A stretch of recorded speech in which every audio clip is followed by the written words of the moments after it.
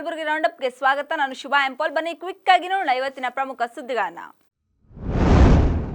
ಕಲಬುರಗಿ ಜಿಲ್ಲೆಯ ಬಗರ್ ಹುಕುಂ ಸಾಗುವಳಿದಾರರಿಗೆ ಕೂಡಲೇ ಹಕ್ಕುಪತ್ರಗಳನ್ನು ನೀಡಬೇಕೆಂದು ಆಗ್ರಹಿಸಿ ಅಖಿಲ ಭಾರತ ರೈತ ಕೃಷಿ ಕಾರ್ಮಿಕರ ಸಂಘಟನೆಯ ಜಿಲ್ಲಾ ಸಮಿತಿ ನೇತೃತ್ವದಲ್ಲಿ ಜಿಲ್ಲಾಧಿಕಾರಿಗಳ ಕಚೇರಿ ಮುಂದೆ ಇಂದಿನಿಂದ ಅನಿರ್ದಿಷ್ಟ ಅವಧಿ ಧರಣಿ ಸತ್ಯಾಗ್ರಹ ಆರಂಭಿಸಲಾಯಿತು.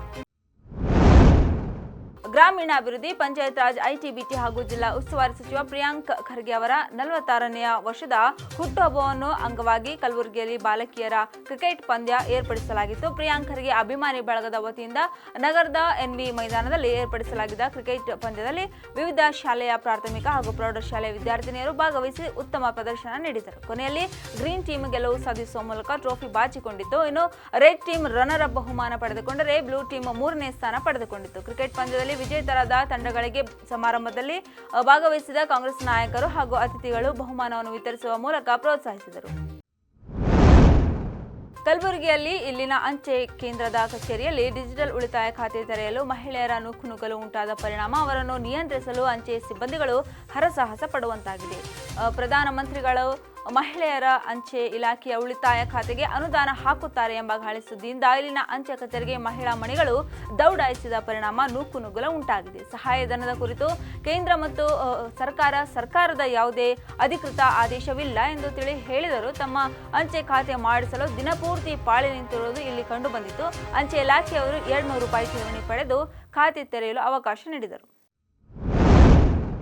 ಕರ್ನಾಟಕ ಶಿಕ್ಷಣ ಸಂಸ್ಥೆಯ ಪಿಡಿಎ ಕಾಲೇಜಿನ ಸಭಾಂಗಣದಲ್ಲಿ ನಡೆದ ಕಲ್ಯಾಣ ಕರ್ನಾಟಕ ಸ್ಟಾರ್ಟ್ಅಪ್ ಕಾನ್ಕ್ಲೇವ್ ಅನ್ನು ಇಂದು ಕಲಬುರಗಿ ದಕ್ಷಿಣ ಶಾಸಕ ಅಲ್ಲಂ ಪ್ರಭು ಪಾಟೀಲ್ ಅವರು ಉದ್ಘಾಟಿಸಿದರು. ಕಾರ್ಯಕ್ರಮ ಅಧ್ಯಕ್ಷತೆ ವಹಿಸಿದ ಸಹ ಆಯೋಜಕ ಸಂಸ್ಥೆಯಾದ ಹೈದರಾಬಾದ್ ಕರ್ನಾಟಕ ಶಿಕ್ಷಣ ಸಂಸ್ಥೆಗಳ ಅಧ್ಯಕ್ಷ ಶಶಿಲ್ ನಮೋಶಿ ನವೋದ್ಯಮಗಳ ಉತ್ತೇಜನ ಮತ್ತು ಹೊಸ ಉದ್ಯೋಗ ಸೃಷ್ಟಿಸಲು ನಮ್ಮ ಸಂಸ್ಥೆ ಬಿಸಿನೆಸ್ ಇನ್ಕ್ಯುಬೇಷನ್ ಕೇಂದ್ರವನ್ನು ಸ್ಥಾಪಿಸಲು ರಾಜ್ಯ ಸರ್ಕಾರದ ಯೋಜನೆಗೆ ಮನವಿ ಸಲ್ಲಿಸಲಾಗುವುದು ಹಾಗೂ ಈಗಾಗಲೇ ಹೊಸ ಉದ್ಯಮಿಗಳಿಗೆ ಎದುರಾಗಿರುವ ಪ್ರಾಥಮಿಕ ತೊಂದರೆಗಳನ್ನು ಹೊಡೆದುಹಾಕಲು ನಮ್ಮ ಸಂಸ್ಥೆ ಈ ಭಾಗದ ಯುವ ಉದ್ಯಮಿಗಳ ಜೊತೆ ಎಂದಿಗೂ ನಿಂತಿರುತ್ತದೆ ಎಂದರು. ಕನ್ನಡದ ಅನ್ಯೂನ್ಯತೆ ಹಾಗೂ ಅಸ್ಮಿತೆಯನ್ನು ಉಳಿಸಿ ಬೆಳೆಸಲು ಎಲ್ಲರೂ ಕಂಕಣ ಬದ್ಧರಾಗಿರಬೇಕೆಂದು ಅಧ್ಯಕ್ಷೀಯ ಅಭಿಯಂತರ ಡಾಕ್ಟರ್ ಸುರೇಶ್ ಎಲ್ ಶರ್ಮಾ ಕರೆ ನೀಡಿದರು. ನಗರದ ಅಮರ್ ಕಲಾ ಸ್ಟುಡಿಯೋದಲ್ಲಿ ಪಾಳಾದ ಸುಭಾಷ್ ಚಂದ್ರ ಪಾಟೀಲ್ ಸ್ಮಾರಕ ಜನಕಲ್ಯಾಣ ಟ್ರಸ್ಟ್ ಹಾಗೂ ಕನ್ನಡ ಮತ್ತು ಸಂಸ್ಕೃತಿ ಇಲಾಖೆ ಸಂಯುಕ್ತಾಶ್ರಯದಲ್ಲಿ ಕರ್ನಾಟಕ ರಾಜ್ಯೋತ್ಸವದ ಅಂಗವಾಗಿ ಕವಿಗೋಷ್ಠಿ, ಜನಪದ ಉತ್ಸವ ಹಾಗೂ ಕರ್ನಾಟಕ ರಾಜ್ಯೋತ್ಸವ ಪ್ರಶಸ್ತಿ ಪುರಸ್ಕಾರ ಸಮಾರಂಭ ಉದ್ಘಾಟಿಸಿ ಅವರು ಮಾತನಾಡಿದರು. ಕನ್ನಡ ಕಟ್ಟುವ ಕಾರ್ಯ ಮಾಡುತ್ತಿರುವ ಸುಭಾಷ್ ಚಂದ್ರ ಪಾಟೀಲ್ ಸ್ಮಾರಕ ಜನಕಲ್ಯಾಣ ಟ್ರಸ್ಟ್ ಕಾರ್ಯ ಶ್ಲಾಘನೀಯ ಎಂದು ಹೇಳಿದರು. ಕನ್ನಡ ಸಾಹಿತ್ಯ ಪರಿಷತ್ತಿನ ನಿಕಟಪೂರ್ವ ಜಿಲ್ಲಾಧ್ಯಕ್ಷ ವೀರಭದ್ರ ಸಿಂಪಿ ಅಧ್ಯಕ್ಷತೆ ವಹಿಸಿದರು. ಸಾನ್ನಿಧ್ಯವನ್ನು ಶ್ರೀನಿವಾಸ ಸಡ್ಗೆ, ಪೂಜ್ಯ ಡಾಕ್ಟರ್ ರೇವಣಸಿದ್ದ ಶಿವಾಚಾರ್ಯರು ವಹಿಸಿದರು. ಲೇಖಕ ಯಶವಂತರಾಯ ಅಷ್ಟಗಿ ಪ್ರಾಸ್ತಾವಿಕವಾಗಿ ಮಾತನಾಡಿದರು. ಶರಣಬಸವೇಶ್ವರ ಸಂಸ್ಥಾನದ ಡಾಕ್ಟರ್ ಅಲ್ಲಂ ಪ್ರಭು ದೇಶಮುಖ್ ನೇತೃತ್ವ ವಹಿಸಿದರು. Amara Priya Hiremath, doctor Sangamesh Hiremath, doctor Veerashetty Garampalli, AK Rameshwar ಗ್ರಂಥಾಲಯ ಇಲಾಖೆಯ ಸತೀಶ್ ಕುಮಾರ್ ಹೊಸ್ಮನಿ, ಅಜಯ್ ಕುಮಾರ್ ಅವರು ಮುಖ್ಯ ಅತಿಥಿಗಳಾಗಿ ಪಾಲ್ಗೊಂಡಿದ್ದರು. ಯುವ ಪೀಳಿಗೆಗೆ ಕನ್ನಡ ನಾಡಿನ ಇತಿಹಾಸ, ಸಂಸ್ಕೃತ, ಕಲೆ, ಭಾಷೆಯ ಬಗ್ಗೆ ಅರಿವು ಮೂಡಿಸುವುದು ನಮ್ಮೆಲ್ಲರ ಆದ್ಯ ಕರ್ತವ್ಯವಾಗಿದೆ. ಹಾಗೆಯೇ ನಮ್ಮ ಕನ್ನಡ ಭಾಷೆಯನ್ನು ಉಳಿಸಿ ಬೆಳೆಸುವುದು ಪ್ರತಿಯೊಬ್ಬರ ಜವಾಬ್ದಾರಿಯಾಗಿದೆ ಎಂದು ಜಯ ಕರ್ನಾಟಕ ಕಲ್ಯಾಣ ಕರ್ನಾಟಕ ವಿಭಾಗೀಯ ಉಸ್ತುವಾರಿ ಮತ್ತು ಜಿಲ್ಲಾಧ್ಯಕ್ಷ ಮಲ್ಲಿಕಾರ್ಜುನ್ ಸರವಡ್ ಹೇಳಿದರು. ಸೇಡಂ ತಾಲೂಕಿನ ಹಾಬಳಟಿ ಸರ್ಕಾರಿ ಪ್ರೌಢಶಾಲೆಯಲ್ಲಿ ನಮೋ ಬುದ್ಧ ಸೇವಾ ಕೇಂದ್ರ ವತಿಯಿಂದ 10ನೇ ತರಗತಿಯ ಮಕ್ಕಳಿಗೆ ಒಂದು ದಿನದ ವಿಜ್ಞಾನ ವಿಷಯದ ಕಾರ್ಯಕ್ರಮ ಜರುಗಿತು. ಕಾರ್ಯಕ್ರಮ ಉದ್ಘಾಟಿಸಿ ಮಾತನಾಡಿದ ಶಾಲೆಯ ಮುಖ್ಯ ಗುರುಗಳಾದ ಆರ್ತಿ ಬಳಗರ್ ಅವರು, ಇಂತಹ ಕಾರ್ಯಕ್ರಮದಿಂದ ಮಕ್ಕಳಲ್ಲಿ ಓದಿನಲ್ಲಿ ಆತ್ಮವಿಶ್ವಾಸ, ಹುಮ್ಮಸ್ಸು ಬರುತ್ತದೆ. ಸತತ ಪ್ರಯತ್ನದಿಂದ ಅಭ್ಯಾಸದಲ್ಲಿ ಪ್ರಗತಿ ಕಾಣಲು ಸಾಧ್ಯವೆಂದರು. ವಿಷಯ ಸಂಪನ್ಮೂಲ ವ್ಯಕ್ತಿಗಳಾಗಿ ಬನ್ನಪ್ಪ ಹಂದರ್ಕಿಯವರು ಮಕ್ಕಳಿಗೆ ಪರೀಕ್ಷೆಯ ನೀಲಿ ನಕ್ಷೆ ವಿಷಯಕ್ಕೆ ಸಂಬಂಧಿಸಿದ ಚಿತ್ರಗಳು ಹಾಗೂ ಪ್ರಯೋಗಗಳು ಬಗ್ಗೆ ತಿಳಿಸಲಾಯಿತು. ಈ ವೇಳೆಯಲ್ಲಿ ಶಾಲೆಯ ಶಿಕ್ಷಕರುಗಳಾದ ಶಿವಪುತ್ರಪ್ಪ ಮುಗನೂರ್, ಯಶೋಧ ಚಂದ್ರಶೇಖರ್, ರಾಜು ನಾಯಕ್, ಸುರೇಶ್ ಅಕ್ಕ ಹಾಗೂ ದೇವೇಂದ್ರಪ್ಪ ಉಪಸ್ಥಿತರಿದ್ದರು.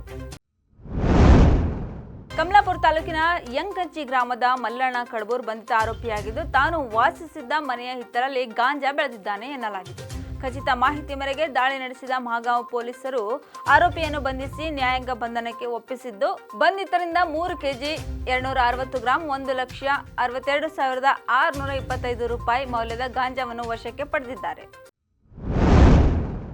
ಕಳಪೆ ಗುಣಮಟ್ಟದ ಆಹಾರ ಪೂರೈಕೆ ಮಾಡಲಾಗುತ್ತಿದೆ ಎಂದು ಅಸಮಾಧಾನ ವ್ಯಕ್ತಪಡಿಸಿದ ಇಲ್ಲಿನ ಗುಲ್ಬರ್ಗಾ ವಿಶ್ವವಿದ್ಯಾಲಯದ ಸ್ನಾತಕೋತ್ತರ ಕಾಲೇಜಿನ ಹಾಸ್ಟೆಲ್ ವಿದ್ಯಾರ್ಥಿಗಳು ನಿನ್ನೆ ತಡರಾತ್ರಿ ದಿಢೀರ್ ಪ್ರತಿಭಟನೆ ನಡೆಸಿದರು. ಸೇವನೆಗೆ ಸಾಧ್ಯವಿಲ್ಲದ ಕಳಪೆ ಗುಣಮಟ್ಟದ ಆಹಾರ ವಿತರಣೆ ಮಾಡಲಾಗುತ್ತಿದೆ. ಈ ಕುರಿತು ಹಾಸ್ಟೆಲ್ ವಾರ್ಡನ್ ಬಳಿ ದೂರಿದರೆ ಕ್ಯಾರೆ ಎನ್ನುತ್ತಿಲ್ಲ ಎಂದು ವಿದ್ಯಾರ್ಥಿಗಳು ಆಕ್ರೋಶ ವ್ಯಕ್ತಪಡಿಸಿದರು. ತಡರಾತ್ರಿ ಹಾಸ್ಟೆಲ್ನಿಂದ ಹೊರಬಂದು ವಿದ್ಯಾರ್ಥಿಗಳು ನಡುಗುವ ಚಳಿಯಲ್ಲೂ ಲೆಕ್ಕಿಸದೆ ವಾರ್ಡನ್ ವಿರುದ್ಧ ಘೋಷಣೆಗಳನ್ನು ಕೂಗಿದರು. ಪ್ರತಿದಿನ ಹಾಸ್ಟೆಲ್ನಲ್ಲಿ ಇದೇ ನಮೂನೆಯ ಆಹಾರ ಪೂರೈಕೆ ಮಾಡಲಾಗುತ್ತಿದೆ. ಮೇಲಿಂದ ಮೇಲೆ ಮೌಖಿಕವಾಗಿ ದೂರು ನೀಡಿದರೂ ಪರಿಸ್ಥಿತಿ ಸುಧಾರಿಸುತ್ತಿಲ್ಲ ಎಂದು ಅತೃಪ್ತಿ ವ್ಯಕ್ತಪಡಿಸಿದ ವಿದ್ಯಾರ್ಥಿಗಳು ಈ ಕುರಿತು ತಕ್ಷಣ ಸಕಾರಾತ್ಮಕ ಕ್ರಮ ಕೈಗೊಳ್ಳದೆ ಹೋದರೆ ಪ್ರತಿಭಟನೆಯ ತೀವ್ರತೆ ಹೆಚ್ಚಿಸಬೇಕಾಗುತ್ತದೆ ಎಂದು ವಿದ್ಯಾರ್ಥಿನಿಗಳು ಎಚ್ಚರಿಕೆ ನೀಡಿದರು. ತಾಲೂಕಿನ ಕೋರವಾರ ಗ್ರಾಮದ ಸಾರಂಗಧರೇಶ್ವರ ಮಠದ ಕಾಶಿ ಮಹಾಪೀಠದ ಜ್ಞಾನ ಸಿಂಹಾಸನಾಧೀಶ್ವರ ಜಗದ್ಗುರು ಶ್ರೀ ಡಾಕ್ಟರ್ ವಿಶ್ವಾರಾಧ್ಯ ಮಲ್ಲಿಕಾರ್ಜುನ ಶಿವಾಚಾರ್ಯರಿಗೆ ಸಾರಂಗಧರೇಶ್ವರ ಮಠದ ಪೂಜ್ಯ ಪ್ರಶಾಂತ ದೇವರು ಪಾದ ಪೂಜೆ ನೆರವೇರಿಸಿ ಸತ್ಕರಿಸಿ ಗೌರವಿಸುವ ಮೂಲಕ ಆಶೀರ್ವಾದವನ್ನು ಪಡೆದುಕೊಂಡರು. ಕೋರವಾರ ಅಣಿ ವೀರಭದ್ರೇಶ್ವರ ದೇವಸ್ಥಾನದಲ್ಲಿ ಹಮ್ಮಿಕೊಂಡ ಲಕ್ಷ ದೀಪೋತ್ಸವ ಕಾರ್ಯಕ್ರಮದಲ್ಲಿ ಭಾಗವಹಿಸಿದ ನಂತರ ಕೋರವಾರ ಗ್ರಾಮದ ಸಾರಂಗಧರೇಶ್ವರ ಮಠದಲ್ಲಿ ಪಾದಪೂಜೆಯ ನಂತರ ಕಾಶಿ ಜಗದ್ಗುರು ಡಾಕ್ಟರ್ ಶಿವಾರಾಧ್ಯ ಮಲ್ಲಿಕಾರ್ಜುನ ಶಿವಾಚಾರ್ಯರು ಮಾತನಾಡಿ, ಶ್ರದ್ಧಾ ಭಕ್ತಿಯಿಂದ ಪೂಜಿಸುವ ಸ್ಥಳದಲ್ಲಿ ದೇವರಿದ್ದಾನೆ. ಪಾಪ ಕರ್ಮಗಳು ಪ್ರಾಯಶ್ಚಿತ್ತಕ್ಕೆ ಗುರುಕೃಪೆಯೇ ಮದ್ದು ಎಂದು ಹೇಳಿದರು. ಇವಾಗಿದ್ದವು ಇವತ್ತಿನ ಪ್ರಮುಖ ಸುದ್ದಿಗಳು. ಮತ್ತೆ ನಾಳೆ ಭೇಟಿಯಾಗೋಣ. ಕಲಬುರಗಿ ರೌಂಡ್ ಅಪ್ ಅಲ್ಲಿ ನಮಸ್ಕಾರ.